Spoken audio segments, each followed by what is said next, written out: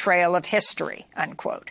The controversy comes as the Smithsonian is seeking to raise enough money to build a museum, which will cost an estimated $800 million. The New York Times reports $58 million has been raised so far. We're joined now by two historians who've been hired to develop the now shelved exhibit on the Latino civil rights movement of the 60s for the museum. Felipe Hinojosa is a history professor at Baylor University in Texas. He's also the author of the book Apostles of Change, Latino Radical Politics, Church Occupations, and the Fight to Save the Barrio. Johanna Fernandez is an associate professor of history at City University of New York's Baruch College. She's also the author of The Young Lords, a radical history of the United States. We welcome you both to Democracy Now! Johanna Fernandez, let's begin with you. What has happened? I mean, the idea that this museum was going to be built either across the mall from the Museum of African American History or in the Tidal Basin. But this, your Presente exhibit has led to this kind of uprising on the right. Can you explain what the current exhibit is, what the one that has been shelved is, at least for now, that you and Professor Hinojosa have been the creators of?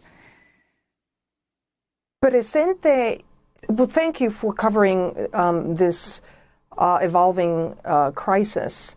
Presente is the current exhibition at the Molina Family Gallery within the American History Museum at the Smithsonian. It's an exhibition in waiting while the actual building of the Latino History Museum goes up in 10 to 12 years. What is important about Presente is that it really outlines the contours of Latino history, which are complicated. One of the points it makes is that the largest Latino population in the United States was integrated after the United States war with Mexico in 1848, which is responsible for giving the United States its contemporary boundaries. Half of the United States was acquired during that war, and the people who were in those Mexican lands remained in the now borders of the United States, and the integration of those people into a hostile America is part of American history. The Presente exhibition also highlights the acquisition by the United States of Puerto Rico in 1898, and also discusses the ways in which U.S. foreign policy and economic policy has driven people out of Latin America and into the United States. So what's important is that it establishes the question, who are Latinos, how did they get here, and what's their relationship to their communities and to the nation and the world. Unfortunately, conservative Latinos don't want to hear that narrative. They want a narrative that emphasizes Latino military service, and business success among Latinos in the United States. And Professor Felipe Hinojosa, you come from, you work and come from Texas, a state at the forefront of some of the culture wars that we're experiencing today. Could you talk about how you learned of the concern here and what you were told by folks at the Smithsonian about what needed to change or didn't need to change in terms of the work you were doing? Well, thank you first off for having me. Yes, I am from Texas. I'm from the Rio Grande Valley, born and raised in Brownsville, Texas. That has shaped a big part of who I am. It shapes a big part of the work that I do.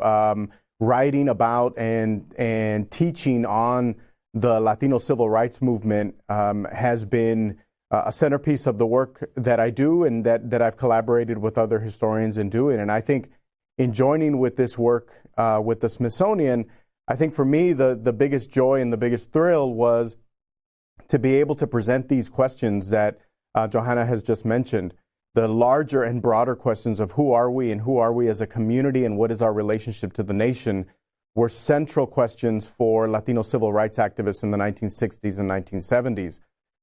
We worked on this exhibit, on the Latino Youth Movement's exhibit with the Smithsonian for 2 years. We were 65% complete, and the sort of rumblings that started to happen came immediately after the piece that was published in The Hill. I believe it was summer of 2022 when that came out. And there was some concern in terms of the kind of material that we would be presenting. But I think for us, our major concern was just to make sure that we were telling a truthful story, a complex story, and a nuanced story about how Latinos have grappled with their relationship to the United States.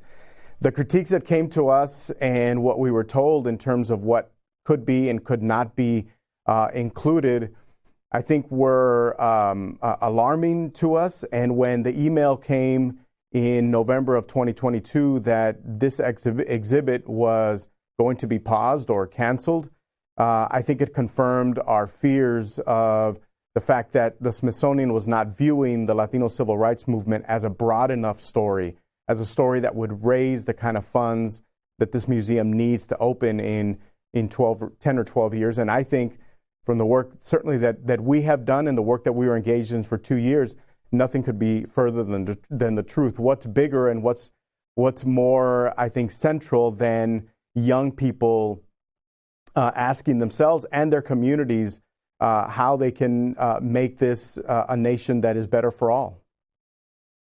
And Johanna Fernandez, this whole issue of political leaders putting pressure on a museum to basically override the historians that the museum has chosen to develop its exhibitions? Well, I think we have to look at this conflict in the broader history of the last 10 years. When conservatives have launched a calculated and broad-sweeping campaign to essentially eliminate the teaching of Black American history, Latino history, ethnic studies, women's history, and LGBTQ plus history in the schools. And now what we see is that through this witch hunt and by smearing historians and curators as Marxists, these conservatives are using fear to essentially push through their agenda. And now, again, this has reached a federal museum. And not just any federal museum, but the largest network of museums in the world, which is known as the Smithsonian. In many ways, this sounds and looks like a repeat of the Red Scare or previous moments of repression in the United States. So, Professor Fernandez, what is your response to them sending you this email saying they're putting your next exhibition on pause? To be clear, Presente is now in that temporary National American History Museum space. And the one you're doing on the civil rights movement is the one that is paused. Saying that they want to appeal to a larger audience, especially because they're fundraising. And so they'll shelve the civil rights issue and do instead an exhibition on salsa music and Latin music. I think we have to say that there is no more integral matter in the United States than the struggle for freedom, democracy, and to redefine the United States as a country for all. That's integral and core to the American imagination. So to say that this issue is a minor one is really to not understand the very essence of American history, upon which the American Revolution and its determination to fight for liberty and the pursuit of happiness is core. And Professor Hinojosa, I wanted to ask you, in terms of the in Texas itself, there clearly is a very significant and strong conservative population in the Latino community. So this is not only is this a national ethnic struggle, there's also a class component to how people view history. What's your sense of why it is so important to tell the story as you have researched it and looked into it throughout your career versus what some of the political leaders of your state might want?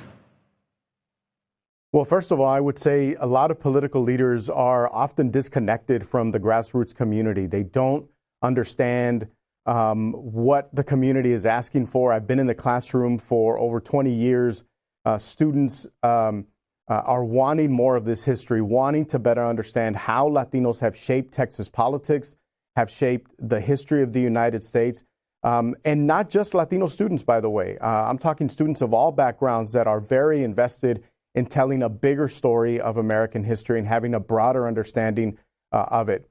The other thing is demographic change, the demographics of the state of Texas. Texas is now a Latino majority state. And so to have those demographic changes that have taken place in the last 20 years across this state, I think signal to us a tremendous responsibility to teach this history, to have a better understanding of the contributions of this community. We are not perpetual foreigners. We are not people that are new to this nation. We have contributed for generations to make this country what it is today, and in particular in my home state of Texas. And the idea is not to simply talk about a liberal versus conservative idea of history. The idea here is to tell a story that is complex, that is nuanced, and that gets at this idea of democracy, that gets at how different people from different sections of society have made this country what it is today. And I think in particular, the state of Texas. I mean, there's a reason why Texas history classes fill up the way that they do at universities across my home state of Texas. People love this history. They respect it. They admire it, as they should. But we need a bigger telling of it. We need a bigger story, a story that brings in marginalized voices that have been silenced throughout history. And I think our exhibit was one small step to try to do that, not only at the state level, but at the national level. And could you give perhaps some examples of what you wanted to put forth in the civil rights exhibit, especially in terms of Texas, a history that many Americans perhaps may not be aware of, whether it's the Crystal City uprising in the early 60s or other aspects of Texas Latino history? Yeah, in particular, we were looking at the ways in which Latinos in the state of Texas and across the Southwest and across the country have not waited for the nation to do something for us. We're not sitting idly by. Historically, what we've done is we've taken matters into our own hands for political participation. You mentioned Crystal City in 1963, gaining a ground to the Crystal City's city council. There was a group of 5 Mexican Americans that won those city council seats. That was a huge, huge shift, and I think a call to the state of Texas that Mexican Americans were serious about political participation. They went on to form La Raza Unida Party. They ran a candidate for a governor here in the state of Texas. And that's the kind of history that we want to tell, one of agency, one of power, one that gets at how Latinos have not simply waited on, but have acted upon to make this country more democratic and more representative for all. Professor Hinojosa, we want to thank you for being with us of Baylor University in Texas, and Johanna Fernandez, Professor of History at City University of New York, Baruch College. And Juan, thank you so much for your book, Harvest of Empire, Stories of Latinos in America. I'm Amy Goodman with Juan Gonzalez.